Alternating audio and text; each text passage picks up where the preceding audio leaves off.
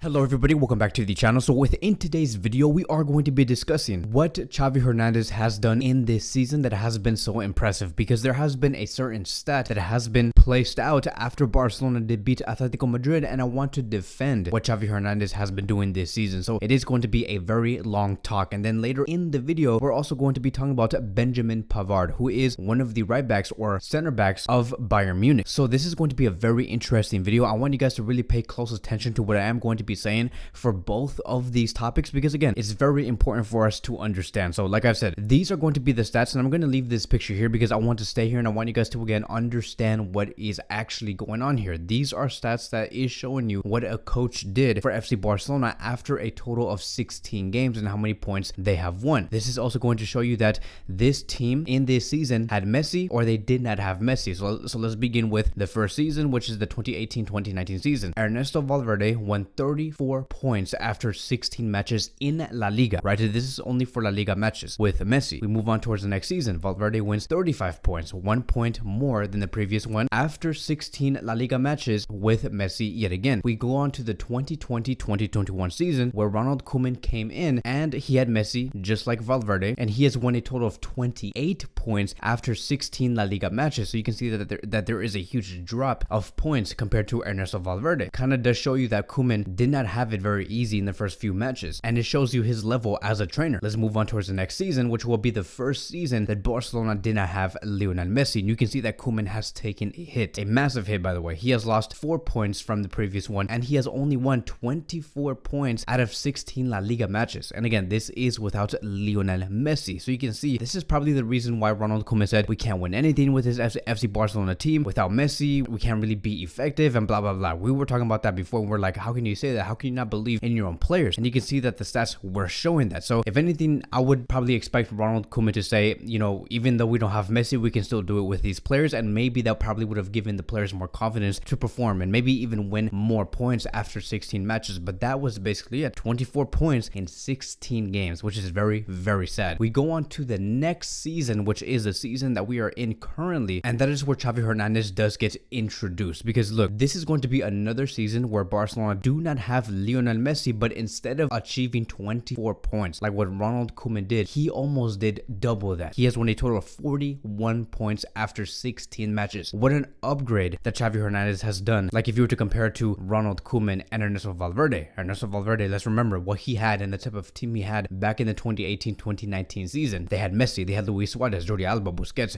Piqué, I believe even Rakitic at that time, and they were all in their prime of their careers. Valverde picked up the team that Luis Enrique has taught and has transitioned to that in the 2018-2019 season, which is why he has won 34 points in his second season and won a total of 35 points in the third season for his era. But Xavi Hernández came in and said, look, this is not even going to be my first full season, and I'm going to win more points than what we have done in the past 5 years, which is very impressive. And so when I posted these stats on IG, and I saw these stats also go around on social media, like on Twitter, on Facebook, whatever, right? There's been a lot of heat against these stats, and I have no idea why. And the majority of the heat came from our own Barcelona fans, which is very surprising. There were a lot of comments with the agenda of trying to push Xavi down, trying to find excuses on why these stats do not matter, they don't count, just continuing to find ways why certain stats about Xavi Hernández and what he has done with Barcelona simply just, again, do not count. And so this is where I am going to be defending it, because look, I'm going to argue against why many believe that Xavi Hernández is not doing so well, because I think that he is doing very well. So here is one of the arguments. Even though Xavi Hernández did win 41 points, that's because La Liga is weak. That is because La Liga has been on a very big decline. This has been one of the biggest reasons on why many just do not believe these stats, which I do believe is true, right? If we look at how these teams have been performing at the Champions League and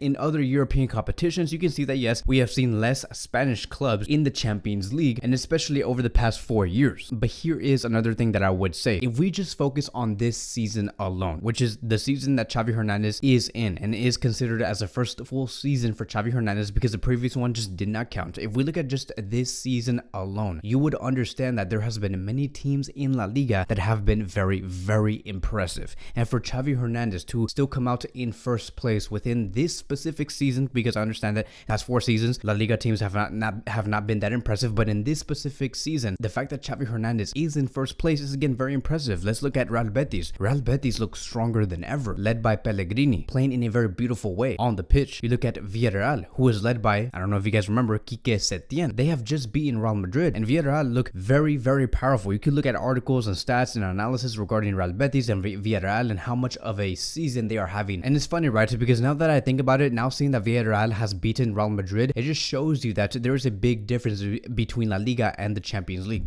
A huge difference. Like, there's no correlation between these two. Just because Real Madrid is in the next round and Villarreal is not, it doesn't mean that Real Madrid is just going to beat Villarreal in La Liga. La Liga is just a different monster, and the same thing with the Champions League. It's a different monster, but I'm not going to be talking about and trying to compare these two leagues or try to explain why one competition is different from the other. That's going to be for a whole other different conversation. But basically, yes, there is no correlation between these two tournaments. And then we move on towards another club that has been doing so well in La Liga, which is Athletic Club, led by, I don't know if you guys remember, Ernesto Valverde. Athletic Club have been the most impressive out of all of these other teams that are currently on the rise. Right now, they average a total of 52.8% possession on the pitch because of what Valverde wants to do. He has ordered these players to play much more of a controlling type of match. They want to always be able to control the game in all scenarios, no matter what, and they have done that. And they are one of the most direct teams in La Liga. So you can very well see that Athletic Club have a different face. And then you do have your Real Sociedad, you do have your Madrids, you do have your Atletico Madrids, you have all of those teams, right, sprinkled within this league. And so to see all of these teams come out on a rise, to see Real Madrid do what they have to do, Atletico Madrid, Real Sociedad, for Xavi Hernández to still come out with a total of 41 points and to concede only 6 goals, it's a big deal, my friends. And again, without Lionel Messi, and you may say, Messi makes no difference, Kevin. Like, you talk about how in this season there was Messi, in the other season there was not. Messi makes no difference. He's not that great. Well, let me tell you, Pep Guardiola did say something yesterday regarding how much he does value Messi and how much he helped him during his time at FC Barcelona. And this is what Pep said: at Barcelona, I had Messi. I did not need 2 seasons. 1 was enough. Everybody needs time. And he was talking about all the coaches in the world. So if Pep is telling you here that he was so glad and so lucky to have Messi in his first season and he did not need 2 seasons to build whatever he wanted to build, then you best believe that yes, Messi does make a huge difference for these coaches. So, like, we're talking about the most definitive goal scorer in the history of football. Do you not think that that would make a slight difference in how a team would perform? And so for Xavi Hernández to take that type of hit, to not being able to use Messi to his advantage because he's simply just not there, and the fact that other coaches like Valverde and Koeman had the chance to use the most definitive goal scoring machine ever in the history of football, but to still come out with less points than Xavi Hernández, we have to again realize what Xavi Hernández has done and how impressive he has been in this specific season. And it's sad, right, to just think about where we came from. Koeman had Messi and came out with 28 points. Xavi, without Lionel Messi, came out with 41 points. It shows you just how much of an upgrade Xavi is. Xavi has also been able to deliver like this and play in a very great way within a harder version of La Liga within this season, and to do this without Messi, and to also, right, a thing that I have not been talking about, polishing this FC Barcelona team with these certain players, to build these players, because he is on a mission right now in a phase with FC Barcelona where he needs to build this team and make these players understand how they should be playing and at the same time deliver results, and that's not easy. Now you may say, Kevin, I still think you're wrong. Ernesto Valverde had Barcelona in the Champions League. We went to the semi-final. I understand that it's way harder to defend Xavi because we are in the Europa League, which is another argument that these people, right, to these fake Barcelona fans want to have in the comment sections and say that Barcelona are not good, Xavi should be out because we're in the Europa League. And let me tell you, when it comes to football in the Champions League, you do need some luck, because the moment you do miss that spell of luck, even at the slightest bit, will hurt you in the Champions League. And unfortunately for FC Barcelona, we have lost some luck during the group stages. We have lost our best defenders against Inter Milan and against Bayern Munich. Like, when we went to Milan and we went to Munich, we lost our best defenders. Like, if we had Koundé, Araujo, Christensen, and Alejandro Balde against Inter Milan and against Bayern Munich, I can guarantee you, my friends, without any bias, because I know that I am a Barcelona fan, but without any bias, I can guarantee you that Barcelona probably would have been in the round of 16 today. And you and me know this. You and me saw what Koundé, Araujo, and Christensen and Alejandro Balde did against Atletico Madrid. They were phenomenal. They were the highlight of FC Barcelona, a team where they were basically known for the way they attack. But in that night against Atletico Madrid, the highlight was the defense and how spectacular they have been. So now let's move on towards the next phase of this video, and now let's talk about Benjamin Pavard, because there is great news regarding this fullback and center back with FC Barcelona. And it does say here, according to Fabrizio Romano, Barcelona are now showing concrete interest in Benjamin Pavard for the summer transfer window. He's considered as one of the potential targets,